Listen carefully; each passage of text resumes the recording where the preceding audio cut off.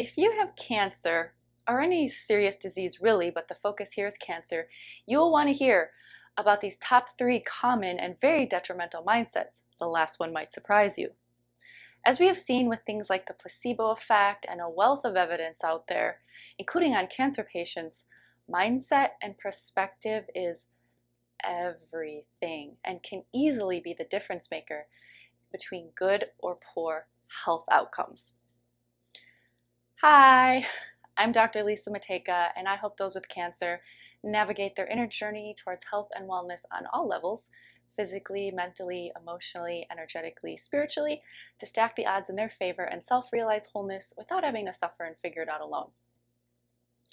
You may have heard the very popular and foundational concept in personal development that nothing has any meaning other than that which we give it. Context over content, meaning it is us who has the power to decide the context of the content of our lives. In my 5 years of practice and more of research, I have found the following to be the most common and important perspectives that need to be shifted. Number 1, why me? Why me? This is victim mentality.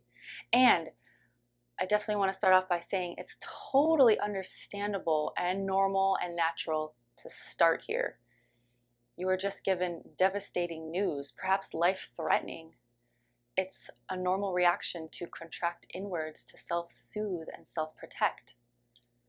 But the aim is to eventually transition out of this. I like the phrase, it's not my fault, but it is my responsibility.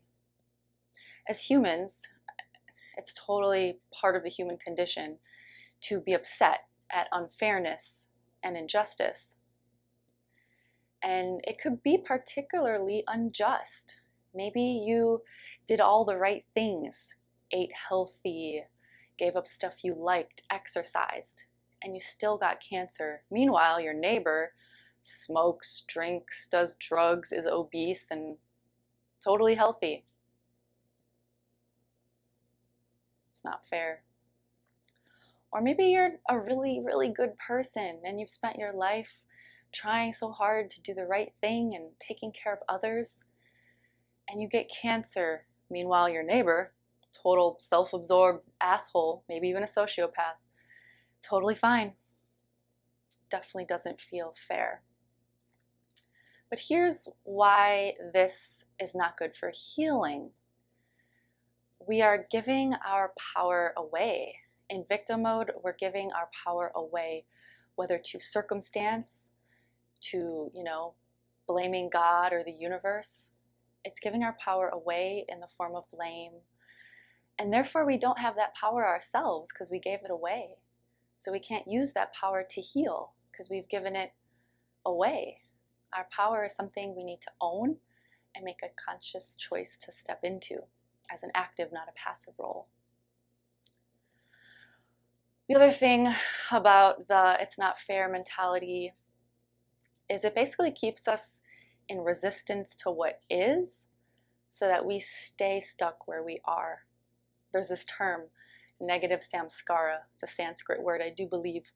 And negative samskara is where we resist the energy of an experience or situation with our will, and that keeps the energy stuck and circling about.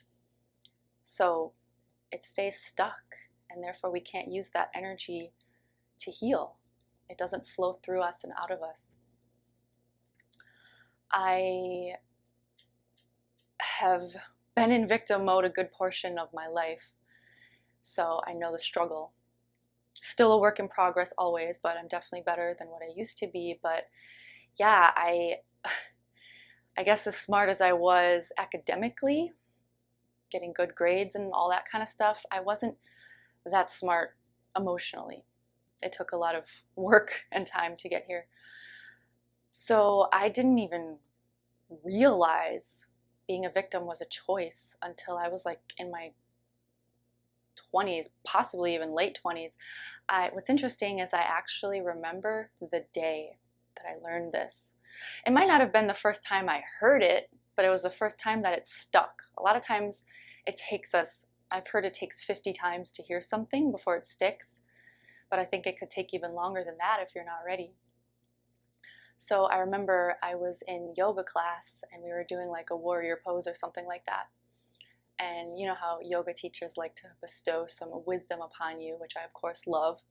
And she said something to the effect of, now will you take this warrior energy into your life? Will you be a warrior or will you be a victim? The choice is yours. And it just hit me. And it was like, whoa, I guess I can choose to have a different outlook on my circumstances, because I was very, had a keen sense of justice, got mad at circumstances and that sort of thing. So it's been a journey ever since then.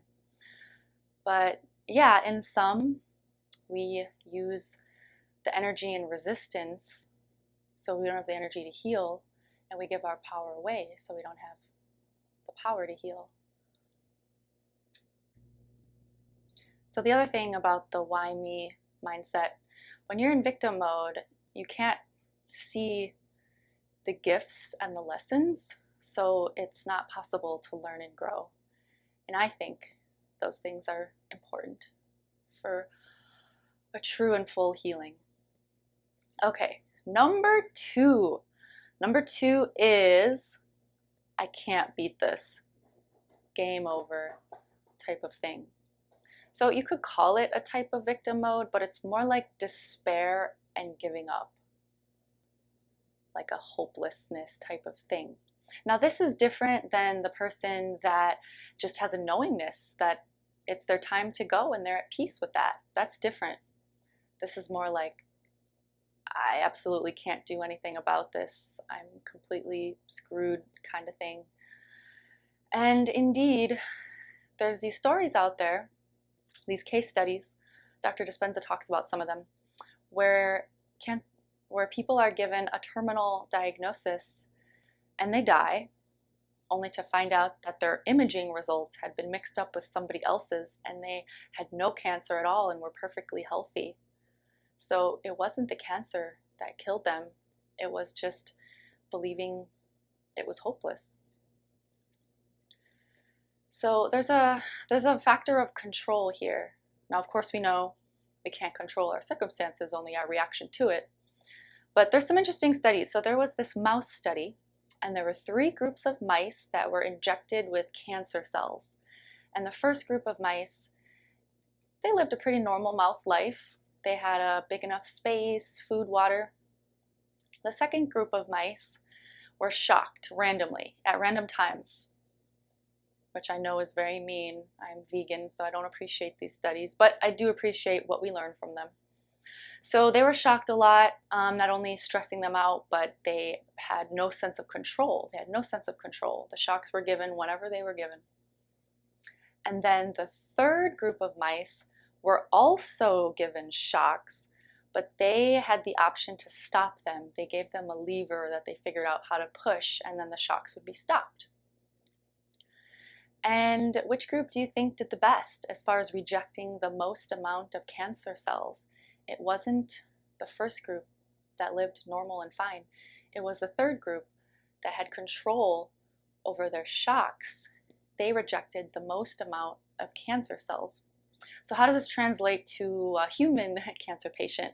I think what translates over well with this is having like a sense of control over what you do about the cancer, like treatment options, because the mice didn't control the cancer. The lever didn't make the cancer cells go away. They didn't have control over the cancer, but they had control over something else.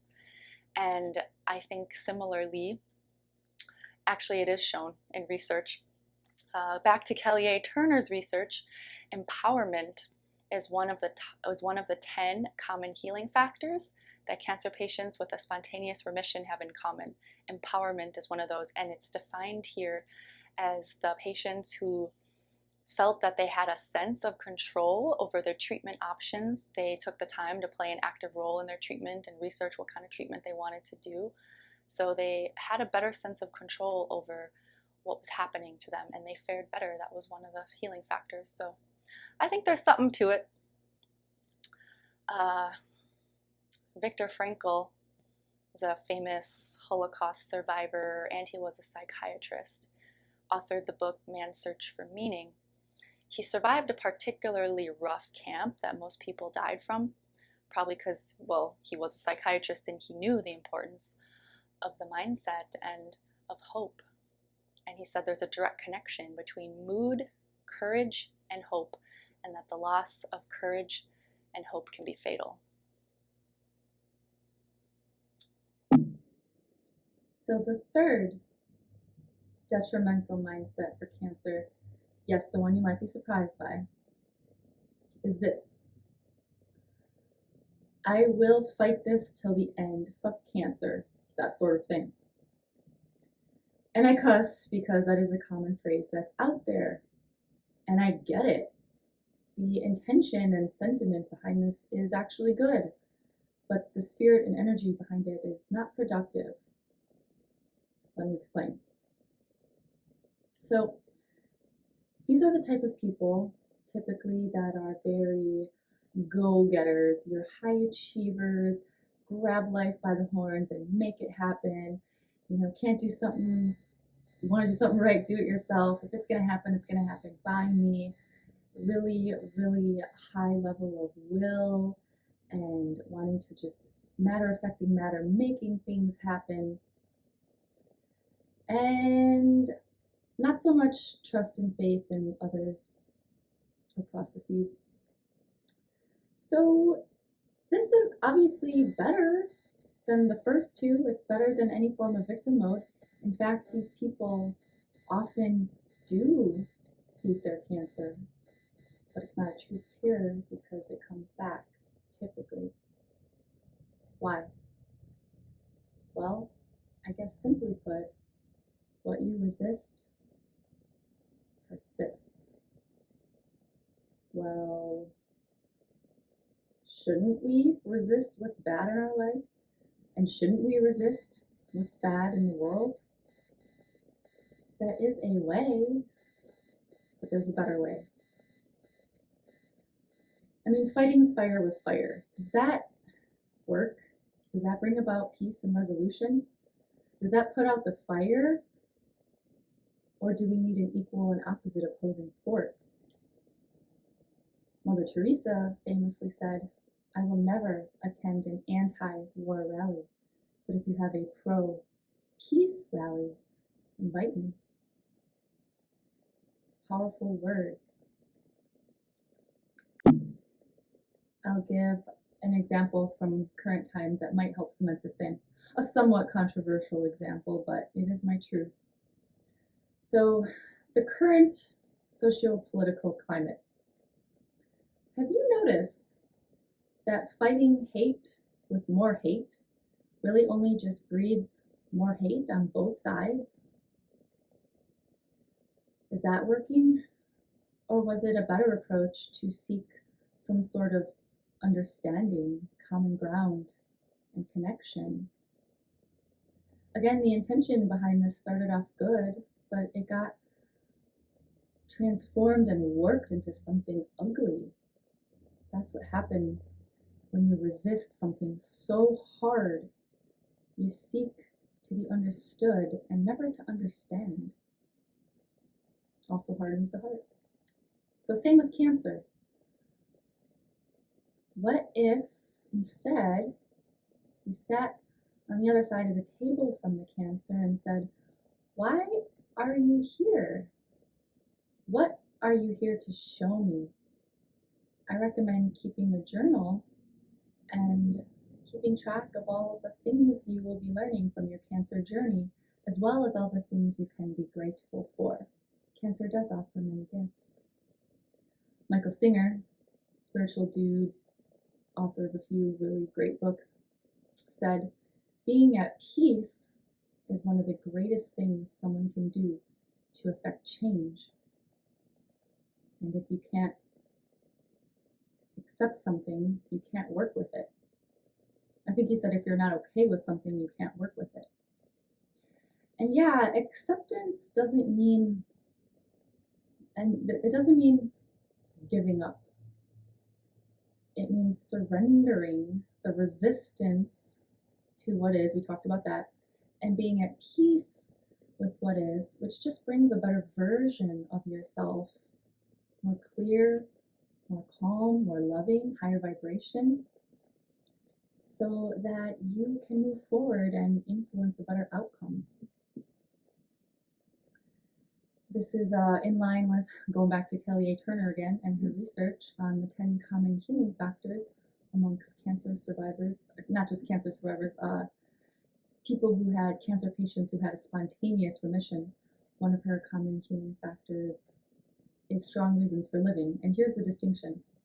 So these people, they focused on their why and why they wanted to heal. They didn't focus on fighting the cancer and not wanting to die.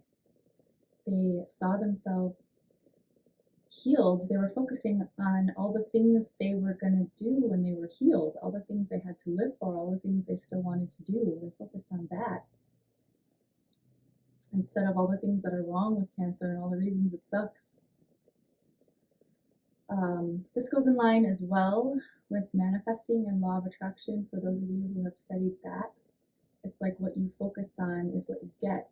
It's a little more complicated than that, but essentially. So, you know, all these war terms and analogies, fighting cancer, battling cancer, beating it, you know, whooping its ass, all this stuff. And how much it sucks and we're going to take care of it. So you're still sending the vibration to the universe of cancer, cancer, cancer, cancer, because you're focusing on the cancer, cancer, cancer, and all the reasons it sucks and all the reasons it's horrible and how we need to eliminate it completely. And instead, for manifesting, the vibration you need to send out is one of being healed. So that's why people will visualize the outcome that they want, which is them being completely healed, and how wonderful that will be. And that's why it goes in line with Kelly A. Turner, because these people were focusing on that and how wonderful that will be, all the things that they want to do. So then you're sending out the vibrations of, healing, healed, healed.